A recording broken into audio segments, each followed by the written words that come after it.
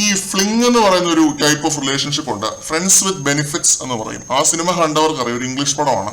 അതിലും ഒരാൾക്ക് പാർട്ട്ണറോട് കുറച്ചുകൂടി കമ്മിറ്റ്മെന്റ് ഒക്കെ ഉണ്ടാവും. പക്ഷെ ഈ നാണമില്ലാത്തവന് ജാസ്മിനോടുള്ളത് ഒരു ഫ്ലിങ് പോലും അല്ല. അതാണ് എനിക്ക് മനസ്സിലായത്.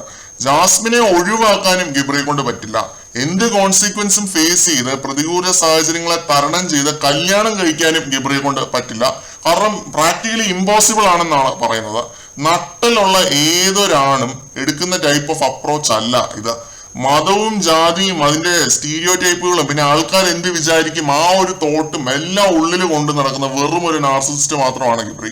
ഗബ്രിക്ക് ഗബ്രിയാണ് ഏറ്റവും വലിയ ആള്. വേറുള്ളവരുടെ ഫീലിങ്സ് ഒന്നും ഗബ്രിക്ക് ഒരു മാറ്റർ ഉള്ള കാര്യമേ അല്ല. കഴിഞ്ഞ വീഡിയോയിൽ പറഞ്ഞത് രണ്ടുപേരും കൂടി പ്ലാൻ ചെയ്ത് വന്നു എന്ന്. പക്ഷെ ജാസ്മിനെ സംബന്ധിച്ചിടത്തോളം ആ പ്ലാൻ കയ്യിന്ന് പോയി. ഗബ്രിയെ പ്രണയിച്ചു പോയി ആ പാവം. അതാണ് എനിക്ക് മനസ്സിലായത്. ഗബ്രി അതിനെ എത്രത്തോളം ഡിഫെൻഡ് ചെയ്യാൻ നോക്കുന്നു അല്ലെങ്കിൽ എത്രത്തോളം അതിനെക്കുറിച്ച് ന്യായീകരിക്കാൻ ശ്രമിക്കുന്നു അത്രയും ഗബ്രി നാറുകയുള്ളൂ. അതാണ് എനിക്ക് മനസ്സിലായിട്ടുള്ളത്. ജാസ്മിനോട് കുറച്ച് സഹതാപമൊക്കെ എനിക്കിപ്പോ തോന്നുന്നുണ്ട്, പക്ഷെ അത് മൊത്തമായിട്ട് തോന്നുന്നില്ല. കാരണം ജാസ്മിന്റെ ഭാഗത്തും തെറ്റുണ്ട്. ഒരു പാവപ്പെട്ടവനെ 3G ആക്കിയിട്ടാണ് ജാസ്മിനും ഈ കാട്ടിക്കൂട്ടിയത് മൊത്തം.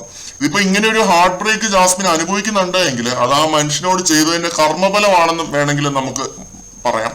ഗബ്രിക്ക് ജാസ്മിനോടുള്ളത് വെറും ഒരു ഇൻഫാക്ച്വേഷൻ മാത്രമായിരുന്നു. എന്ന് വെച്ചാൽ ഒരു ടൈം പാസ് പോലെ വെറും ഒരു ഫ്ലിങ്, FLING ഫ്ലിങ്.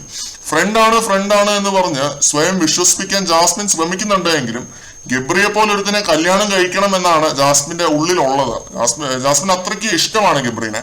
അത് ഇവരുടെ ഈ ഒരു 2-2.5 മണിക്കൂർ ചർച്ച മൊത്തം കണ്ടവർക്ക് മനസ്സിലായിട്ടുണ്ടാവും. ഒരു പ്ലാനായി തുടങ്ങിയത് കാര്യമായി എന്നാണ് എനിക്ക് തോന്നുന്നത്. കളി കാര്യമായി. കൂടുതൽ ലൈവ് അപ്ഡേറ്റുകളുമായിട്ട് വീണ്ടും കാണാം.